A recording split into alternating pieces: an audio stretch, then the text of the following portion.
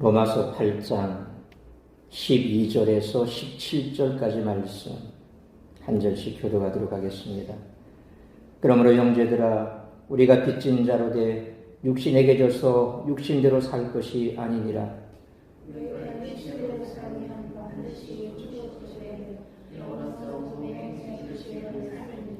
무릇 하나님의 영으로 인도함을 받는 사람은 곧 하나님의 아들이라.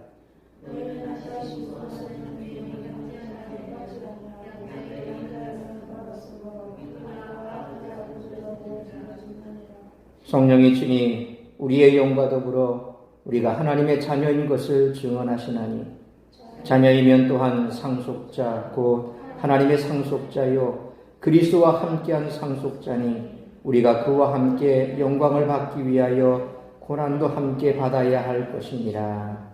아멘. 기도하겠습니다. 거룩하신 아버지 하나님, 은혜와 사랑을 감사합니다. 오늘도 하루 온종일 우리의 삶의 도전에서 땀 흘려 애쓰고 수고하고 정한 시간 주님 앞에 나와 예배할 수 있도록 불러주셨으니 감사합니다.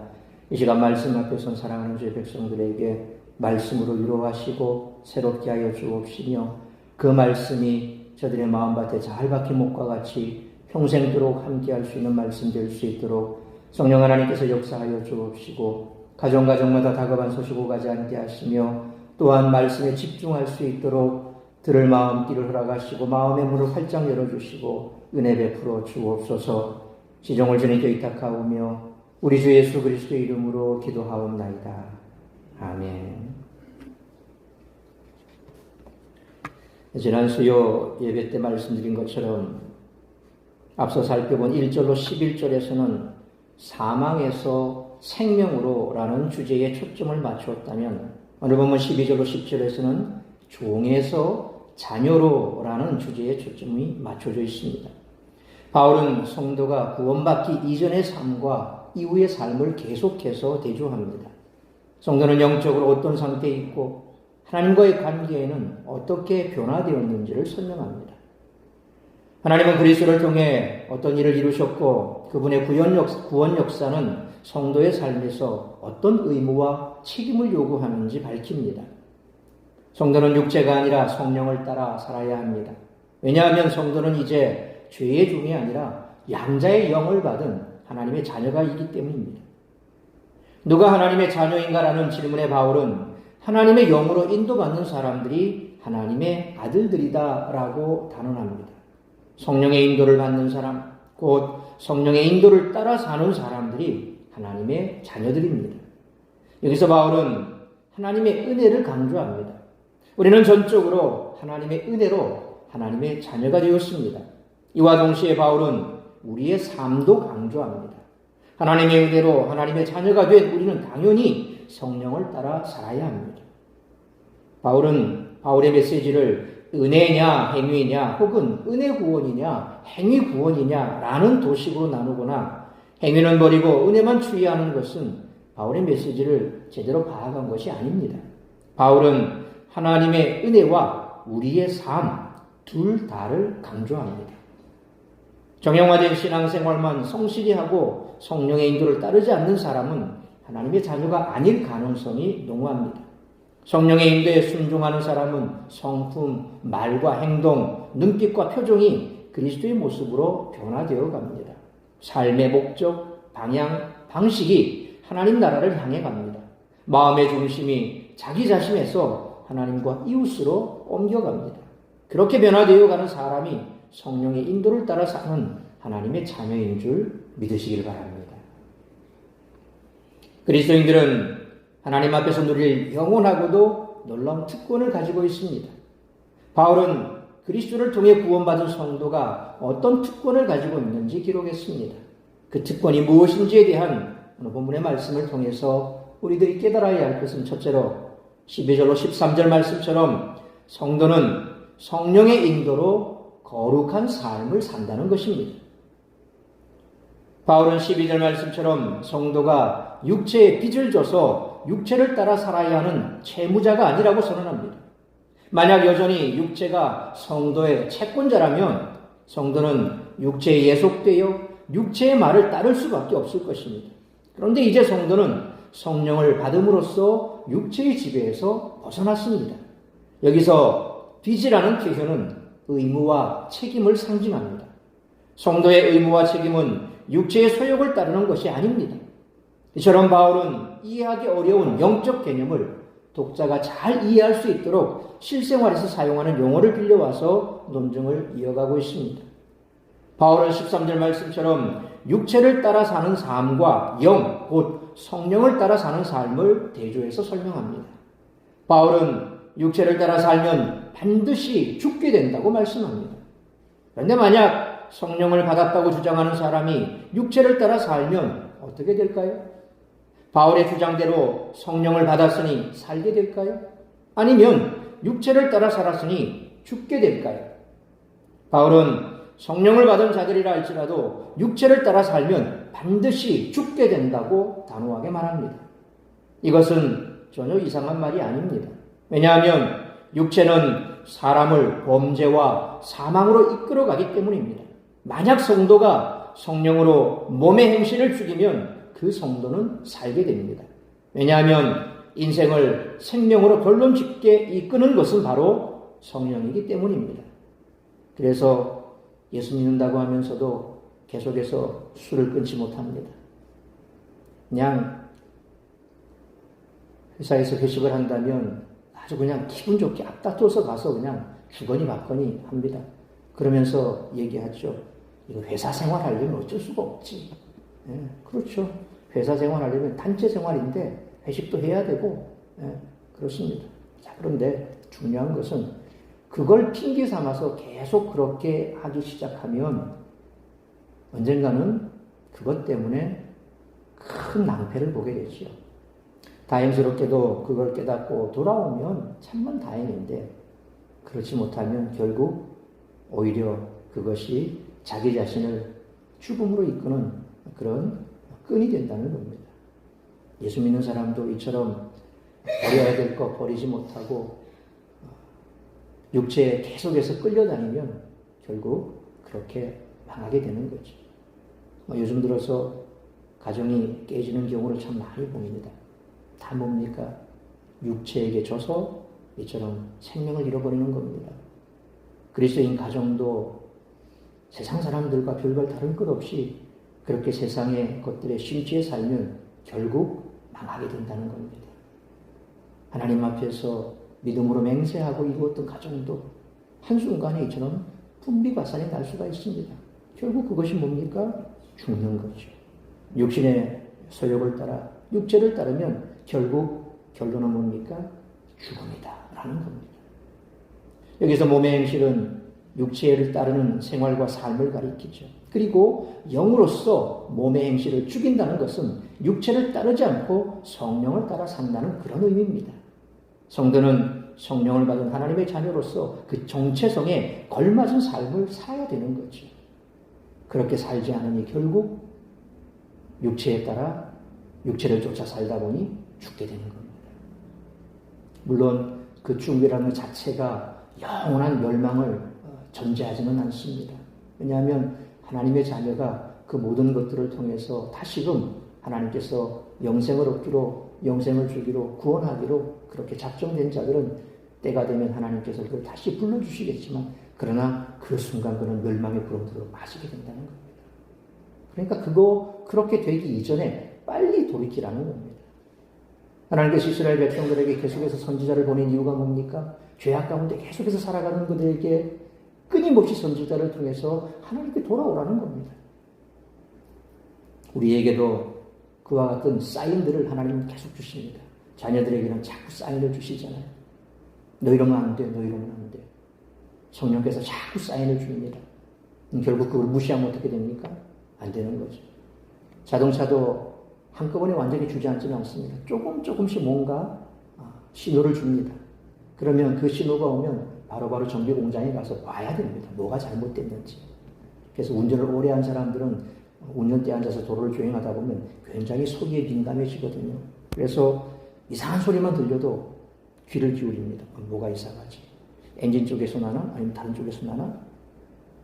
그래서 엔진 쪽에서 나는 건지 아니면 바퀴 쪽에서 나는 건지 그런 이상한 소리가 들리면 바로 전도 공장에 갑니다. 그래서 알아보면 뭔가 이상이 있다는 겁니다.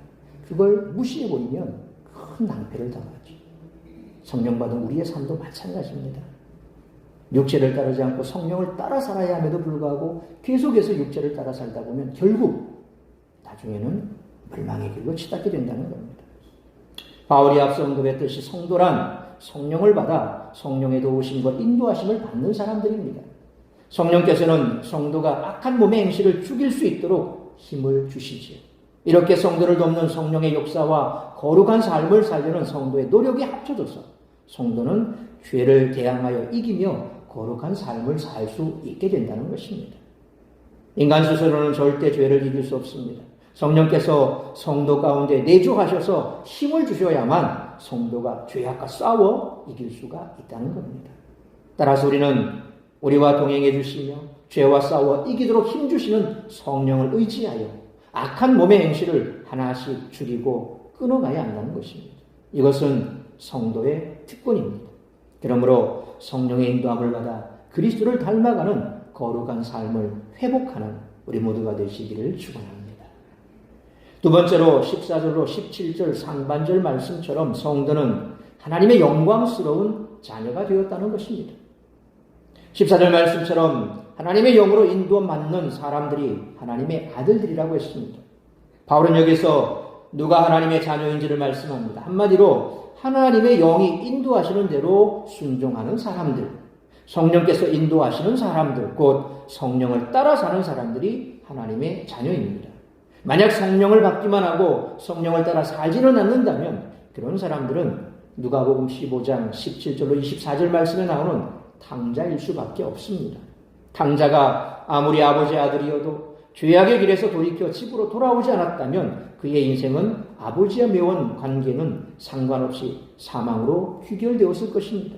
아버지의 자녀로서 권위가 회복되어 다시 복된 삶을 누리게 된 것은 그가 돌이켜 아버지께로 돌아오기로 선택했기에 가능한 결과였습니다. 그렇죠. 하나님의 자녀들은 이처럼 세상 가운데서 여러 가지 유혹 속에 빠져 길을 헤맬 때도 있습니다. 육체를 쫓아 세상 가운데서 그렇게 멸망의 길로 치달을 때도 있습니다. 그러나 하나님의 자녀들은 그 즉시 하나님께서 말씀하실 때 돌이켜야 됩니다. 뿐만 아니라 결국 궁극적으로 우리가 삶 가운데 그로 말미암아 여러 가지 당하는 많은 일들 속에서 깨달아야 된다는 거죠. 뭡니까? 아버지께로 돌아가야 된다는 겁니다. 탕자가 잘못된 선택을 했지만 그 마지막 그의 선택은 뭐였습니까? 죽을 각오를 하고 아버지께로 돌아가는 겁니다. 잘못한 것을 알았다면 이제 그 잘못을 시인하고 아버지께로 가야죠. 그리고 아버지 앞에 잘못을 고백하고 용서를 받아야죠. 우리가 바로 그런 겁니다. 우리가 이 세상 살아가면서 완전히 죄와 상관없는 죄 없는 삶을 살 수는 없습니다. 그러나 중요한 것은 그런 죄악 속에서도 우리가 다시금 은혜 가운데로 돌아와야 됩니다. 하나님의 은혜로 들어가야 됩니다. 그래서 죄악이 있는 곳에 은혜도 넘쳐난다 그랬습니다. 그 죄악 가운데 하나님께서 말씀하시는 말씀대로 돌이키면 그게 바로 은혜가 되는 겁니다. 그래서 그렇게 돌이켜 하나님의 말씀대로 살아갈 때 바로 하나님께서 우리에게 은혜를 베풀어 주십니다. 하나님께서는 여전히 탕자가 돌아오기만을 기다리고 계신다는 것이 바로 탕자의 비유를 통해서 우리에게 주신 말씀 아닙니까? 그래서 우리가 잘못된 길에서 빨리 돌이켜야 된다는 겁니다. 이어서 바울은 15절 말씀처럼 성도가 종의 영을 받은 것이 아니라 양자의 영을 받았다라고 말합니다. 여기서 종의 영은 사람들을 죄의 종으로 삼는 영이고 양자의 영은 하나님의 자녀로 삼는 영입니다. 우리는 전에는 죄의 종이었지만 이제는 성령을 받아 하나님의 자녀가 되었습니다. 이 같은 신분의 변화는 하나님을 대하는 우리의 심적 태도에도 변화를 불러왔습니다. 다시 말해서 우리는 더 이상 그분을 두려워하지 않아도 됩니다. 죄인들에게 하나님은 죄를 눈감아 주시지 않으시고 철저하게 대가를 치르게 하시는 무서운 존재입니다. 그러나 그리스도를 믿어 의롭게 된 자들은 죄인에서 자녀로 신분이 완전히 변화되었으므로 더 이상 그분을 두려워할 필요가 없다는 겁니다. 오히려 담대해져 갈라디아 4장 6절 말씀처럼 성령 안에서 하나님을 아빠 아버지라고 부른다는 거죠. 이런 매우 친밀한 관계, 변치 않은 관계를 상징합니다. 성령께서는 16절 말씀처럼 우리의 영과 함께 우리가 하나님의 자녀임을 증언하십니다. 우리의 영도 증언하고 성령께서도 증언하십니다. 두 증인이 같은 내용을 증언하기 때문에 우리가 하나님의 자녀라는 이 증언은 참이라는 겁니다. 증인이 2명 이상일 때 그들의 증언은 재판에서 효력을 발휘하게 됩니다. 이는 구약시대와 신약시대도 동일하게 적용되는 법이었습니다. 바울은 이런 사례를 들어 성도가 하나님의 자녀임을 확실할 수 있는 방법이 바로 이거라는 거죠. 바울의 이러한 가르침은 하나님의 자녀가 어떻게 살아야 하는가에 대해서도 교훈을 준다는 겁니다. 하나님의 자녀는 하나님의 영인 성령의 인도를 따라 사는 것이 마땅하다는 것입니다. 이어지는 17절 말씀은 우리가 하나님의 자녀라고 말하는 12절로 17절 말씀과 우리가 고난을 겪은 후에 하나님의 상속자로서 영광에 참여하게 된다고 말하는 18절로 30절 말씀을 이어주는 가교 역할을 합니다. 바울은 17절 상반절 말씀처럼 자녀가 곧 부모의 상속자라는 사회 일반 상식을 예로 들어 성도의 영적 지위와 권위에 대해서 설명을 합니다. 원래 하나님의 아들과 상속자는 예수 그리스도십니다. 성도는 단지 입양된 자녀로서 그리스도의 아들과 상속자라는 신분에 동참하게 되는 것입니다. 그렇게 해서 예수님을 믿는 성도는 하나님의 영광스러운 자녀가 된 것입니다.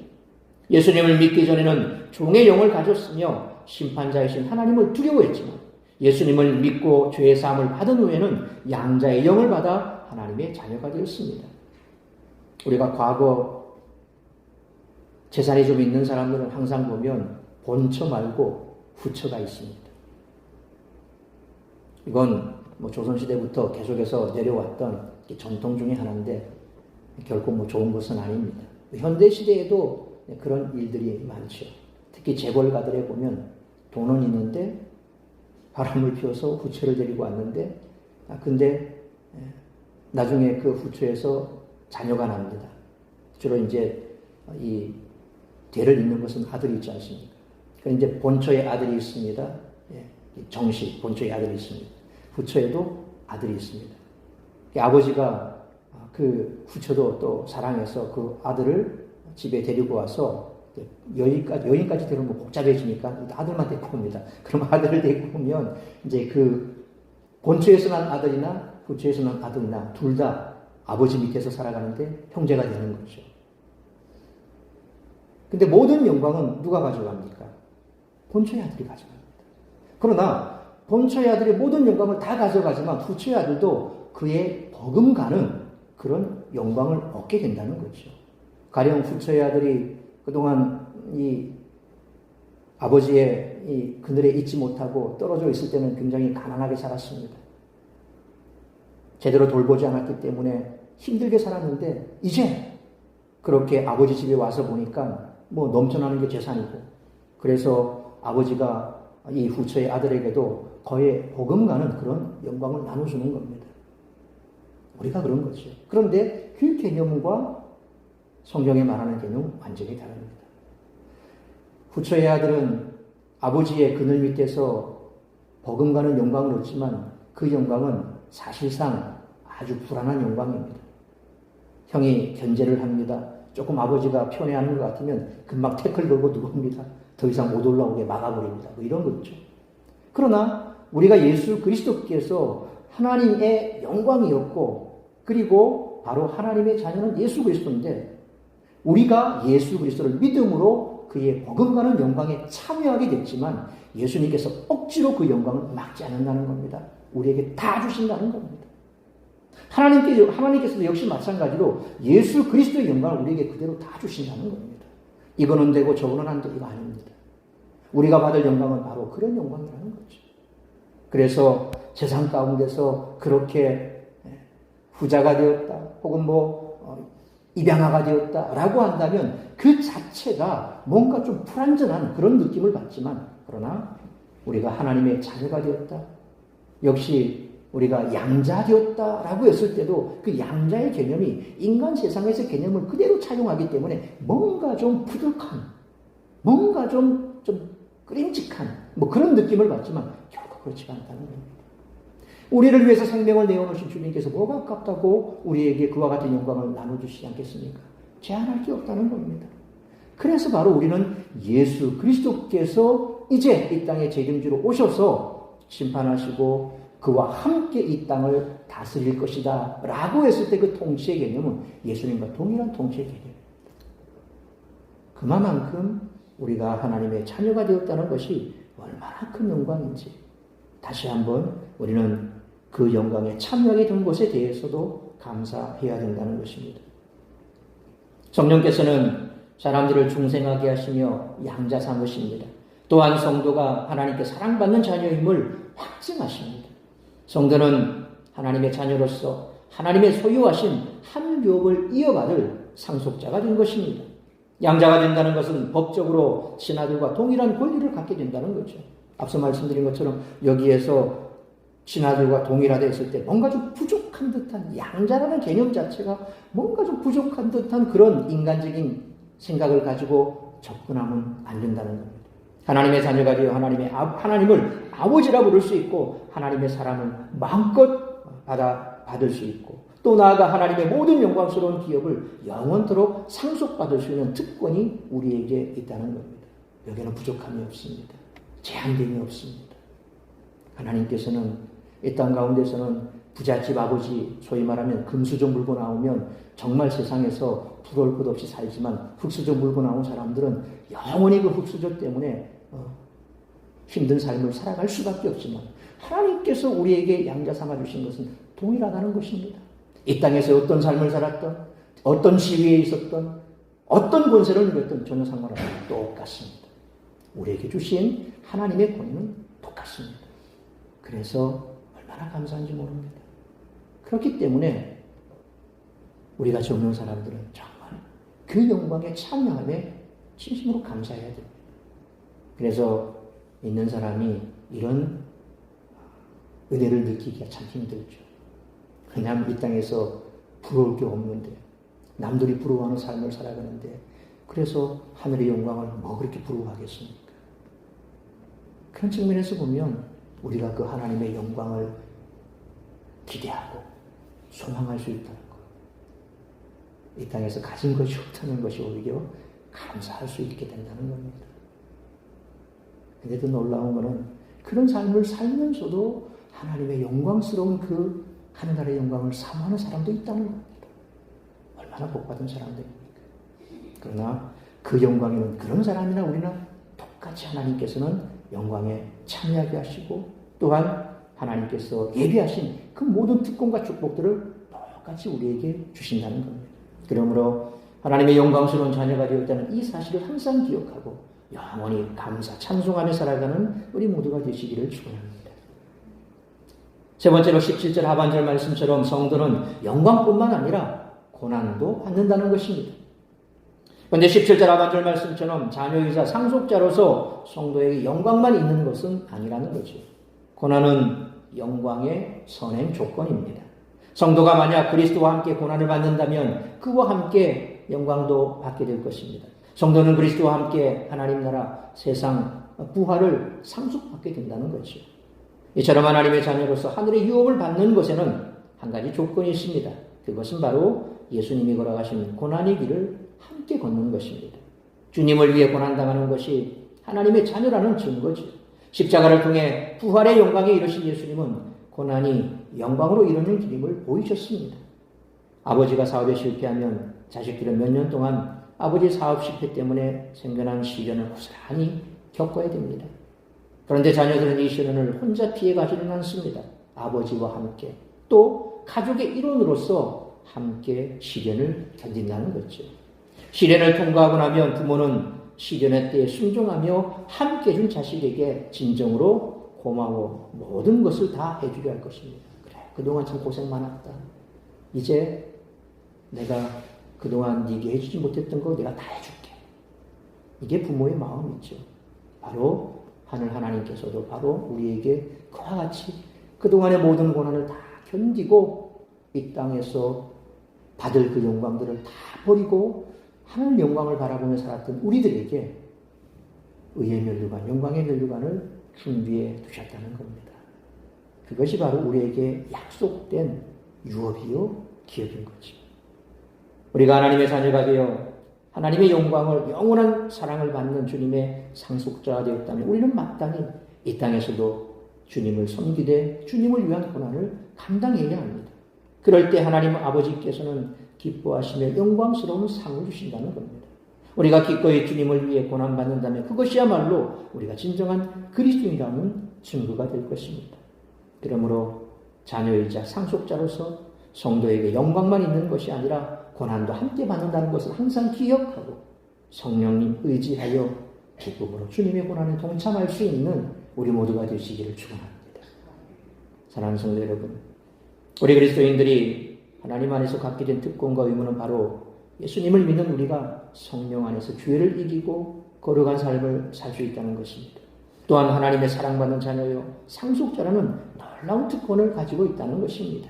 이 특권에 주님을 위한 고난도 감당해야 하는 의무가 따른다는 사실을 잊지 마시길 바랍니다. 그러므로 이처럼 귀한 특권과 의무를 잘 감당하고 이후에 우리를 위해 예비된 의의 면류관, 영광의 면류관 받아 쓰는 우리 모두가 되시기를 주님의 이름으로 축원합니다. 기도하겠습니다. 살아계신 아버지 하나님, 은혜와 사랑을 감사합니다. 오늘도 우리에게 주신 말씀처럼 우리가 이 땅 가운데 사로잡혀 이 땅의 것만 바라보고 산다면 결국 멸망할 수밖에 없지만, 그러나 우리가 육을 죽이고 또 영을 쫓아 살아간다면 우리가 하나님의 자녀로서 우리 주님의 영광에 참여하는 자가 될 줄로 믿습니다. 이와 같은 영광에 참여하는 자가 되려면 결국 예수님께서 십자가를 지신 것처럼 고난도 함께 받아야 된다는 사실도 잊어서는 안 될 것입니다. 고난 없는 십자가의 영광은 없습니다. 십자가가 있기에 영광이 있었던 것입니다. 바로 우리의 삶 가운데 주님 나라와 복음을 위해 애쓰고 수고할 때 받는 그 모든 고난과 어려움들을 넉넉히 이겨낼 수 있는 믿음 허락하여 주옵시고, 그것을 이겨내기 위해 날마다 성령의 충만함을 간구하며 성령과 동행하는 삶을 살아갈 때에 우리가 바로 하나님의 자녀로서 이 땅 가운데 누릴 수 없는 영원한 하늘의 영광을 누리게 될 것이요, 뿐만 아니라 우리 하나님께서 예비하신 모든 축복들을 받아 누리는 복된 삶을 살게 될 줄 믿습니다. 우리 사랑하는 성도들, 이러한 삶을 살다 주님 앞에 서는 그날 착하고 충성된 종이라 칭찬받고 의의 면류관, 영광의 면류관 받아 쓰는 하늘에 예비된 모든 유업들을 받아 누리는 모든 성도들 될 수 있도록 은혜 베풀어 주옵소서. 이 모든 말씀 우리 주 예수 그리스도의 이름으로 기도하옵나이다. 아멘.